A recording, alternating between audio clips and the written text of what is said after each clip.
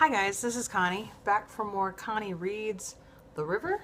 This is chapter 6. Sorry, got a little distracted. Didn't post earlier than I usually do. All that being said, here we go. That first night, Brian decided he was insane to have come back, insane to have agreed to do it, and insane for sending the plane away with all that wonderful equipment, especially the tent. Brian had allowed them to have almost no survival gear. He decided that not all people put in this position would have a hatchet, so even that old friend was left at home. He and Derek each had a knife, the kind that folds like a pocket knife, but is bigger and is worn on the belt in a leather case. Other than that, they had what was in their pockets, some change, a few dollars in paper money. Derek had a large nail clipper and some credit cards. Brian had pictures of his mother and Deborah in his wallet. That's it, Derek had said early in the evening, while the sun was still on them but low in the west, past the tops of the trees at the edge of the clearing. That's it, Brian had nodded. That's not much, is it? Brian had said nothing. The truth was, it wasn't much, especially for two people. They would need twice as much of everything, twice as much food, a larger shelter.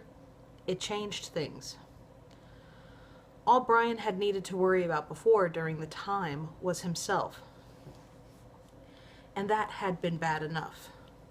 The thought of the second person, especially one as green as Derek, had not somehow hit him until just then, in late afternoon. And then it didn't matter. The plane was gone. Things began to disintegrate fast after that.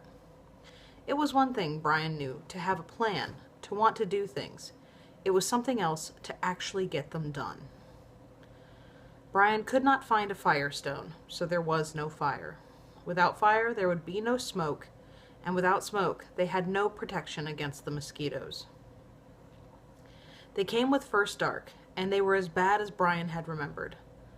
Thick clouds of them, whining, filling their eyes and ears and nostrils. They had made a crude lean-to. Brian missed the overhanging rock with his shelter back inside a great deal. Clearly, it would not stop the rain, that they had to try to make rough shingles of old pieces of half-rotted bark. Yet it was a start. But for some reason, some protective thought, they had crawled back into the lean-to when the mosquitoes first came. As if, Brian thought, they could hide from the little monsters. God, Derek said in a whisper, a tight sound in the darkness back in the lean-to. This is insane. They were sitting with their jackets pulled over their heads, but due to Derek's size, when he pulled the jacket up, it pulled his shirt up from his waist and exposed a bit of skin there. And when the mosquitoes found that, he pulled the shirt down and it exposed his neck. And when he hunched to cover that, they could get his waist again. And in a small time, he was jerking up and down like a yo-yo. You must settle, Brian told him. In your mind, there are some fights you can't win, and I think this must be one of them. It will get worse and worse until after the middle of the night, when the coolness comes and the mosquitoes will stop. Or at least a lot of them will. And just the words had helped, had calmed Derek and himself as well. Dozing, listening to the whine of them around his head in the dark as if they tried to find a way through the jacket, he thought, it was the way. It was the way of things here. The mosquitoes and the night and the coolness that he knew was coming were just the way of it, part of being here. And he thought he should tell Derek, but decided to keep his mouth shut.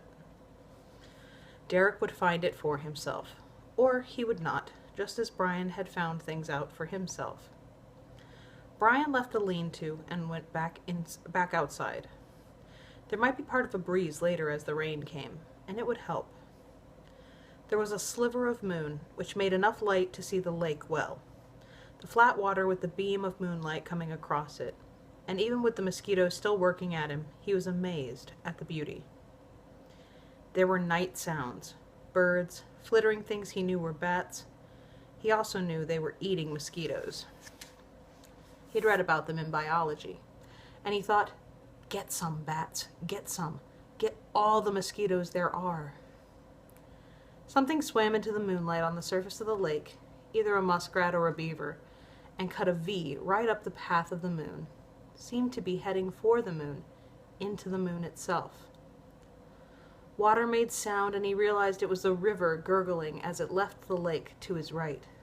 Not fast and not wide, perhaps 40 or 50 feet across. The river still seemed to possess force, strength, as it ran. Somehow the beauty overrode the mosquitoes. Brian was standing there, looking through the gap in his jacket, which was still pulled up over his head, when he heard Derek come up alongside him. It's incredible, isn't it? Derek saw it as well, the beauty. And Brian was glad that he could see it. See not just the bad parts, but the good as well. I had forgotten, Brian said. I had dreams after I got out last time. Not all nightmares, but dreams. I would dream of this, of how pretty it was, how it could stop your breath with it. And then I would wake up in my room with the traffic sounds and the street lights outside, and I would feel bad. Miss it. I would miss this. Except for the mosquitoes. Brian smiled. Well, yes, except for those. But even as they talked, the night temperature started to drop, and it was as if a switch went off. There were still some mosquitoes, but most of them left, and the two of them were left standing in the moonlight. Incredible, Derek said. They're just gone. Haven't you run into them before? You know, when you're doing the courses and all of that for the government? Derek nodded. Of course. Sort of. I haven't run the courses that much. Just once to try to see what it was like, and I pretty much failed it. They always have tents and repellent and gear with them, you know, to take the edge off. He laughed softly. I'll change that the next time we have a meeting. It was wrong. Psychologically wrong. You were right to leave all that in the plane. Absolutely right. Later, when everything changed, and he did not think there was hope, that statement was all that kept Brian going. That was me losing my bookmark, and the end of chapter 6. Find another piece, something. Oh, it's a piece of paper. Be careful with that and enjoy, please and thank you. And I will see you for the next installment later. Bye.